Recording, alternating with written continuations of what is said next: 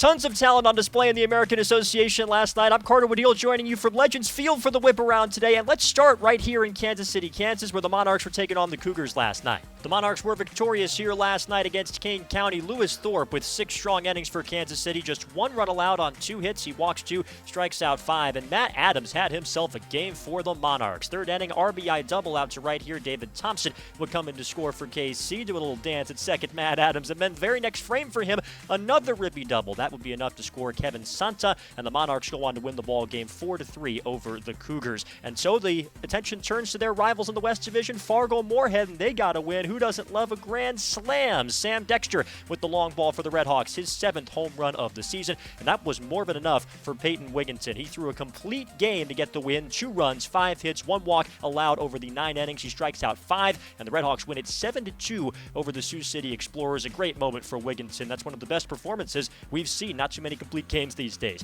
Gary Southshore got a win in Lincoln. Check out this slick double play. Daniel Lingua charging, fielding, glove flipping over to second, and then the throw to first base. Well done from Woodworth to make that turn. And Jesus Marriaga had a tremendous night for Gary Southshore. Third inning, 2-run single here to give the Railcats the early lead in the ball game at Haymarket Park. Thomas Walraven and Michael Woodworth come in to score, and in the 7th, a tie-breaking 2-run double to put Gary Southshore back in front. Walraven and Daniel Lingua would come around to score for the Railcats as Jesus Marriaga continues to hit, and he wasn't done. We go to the 5th RBI of the night in the 9th inning via a single to score Woodworth. 5 RBIs for Marriaga. Gary Southshore wins it 6-2. You know what's better than 5 RBIs? 6 RBIs. Have a night, Ryan Lidge for the Chicago Dogs. He starts his evening with a 2-run home run in the first inning to give the Dogs the lead, pointing to the sky, and then in inning number 3, tied up.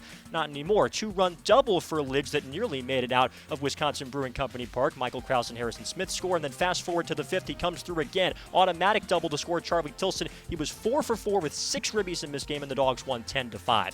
Winnipeg facing Sioux Falls. Luis Ramirez not fazed by the birdcage. 6 innings of 2-run baseball in the start for the Winnipeg Gold Die right-hander. He strikes out 8, and Max Murphy does it again. 2-run home run in the 7th, his 25th of the season. He's tied with Jimmy Kerrigan for the most in the league. 7-2, Winnipeg beats Sioux Falls. And Cleburne facing Milwaukee last night. 3rd inning tie game. Zach Narrier breaks that tie with a 14th homer of the season against his former team. That made it 3-2, but Milwaukee would turn the tables. 6th inning, Logan Trowbridge with an RBI knock. Dylan Kelly would come in to score a tying run for the Milkmen. And a couple batters later, Brian Torres. He went 4 for 5 in this game. He's hitting .393, best in the league. A go-ahead knock, and the Milkmen go on to win it 6-3. So here's a look at the full scoreboard in the American Association last night. Some of the big playoff contenders keeping pace in a race that's getting more urgent with every passing day.